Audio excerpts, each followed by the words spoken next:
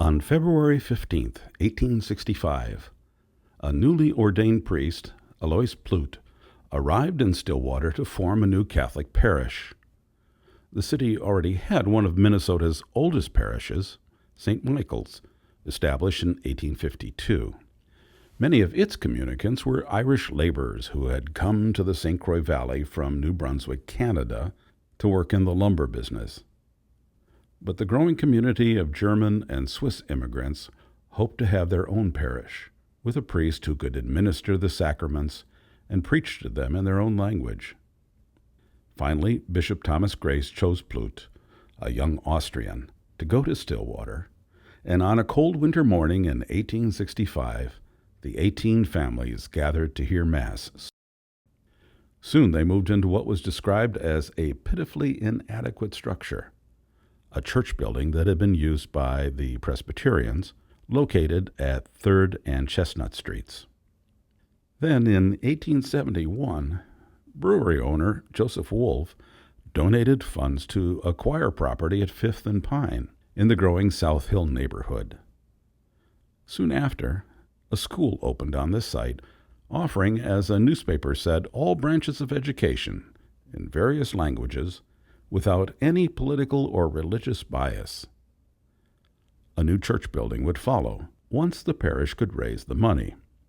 Of course, a local newspaper said that this congregation was known for its pay-as-you-go reputation.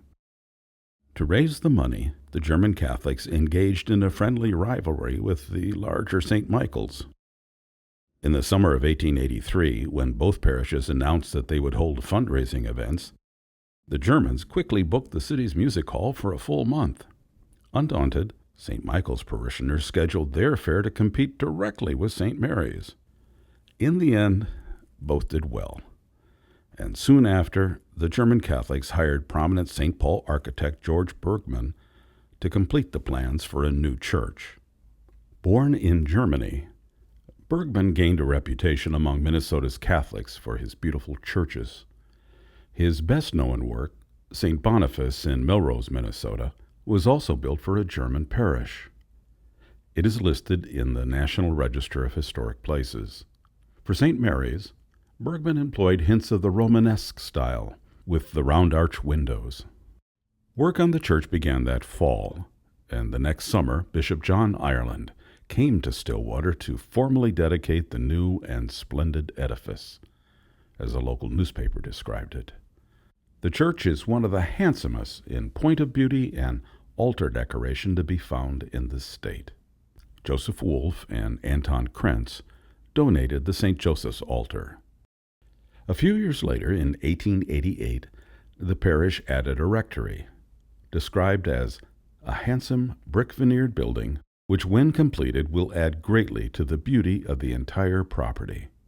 They also built a winter chapel to be used in the coldest months so that the frugal Germans would not have to heat the main sanctuary.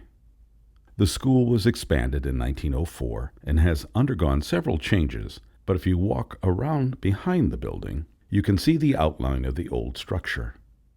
Although the chapel is no longer standing, and German language sermons ended in 1922, the parish continues to have a presence in the community through its church and its school.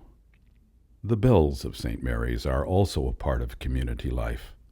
When the church was first built, the steeple had 3 bells installed, inscribed with the names of the parish's patron saints, Saints Mary, Joseph, and Benedict.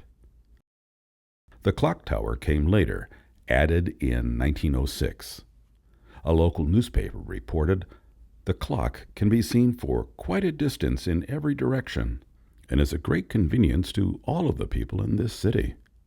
In recent years, the clock and the bells have been renovated, and today they still ring out over the neighborhood.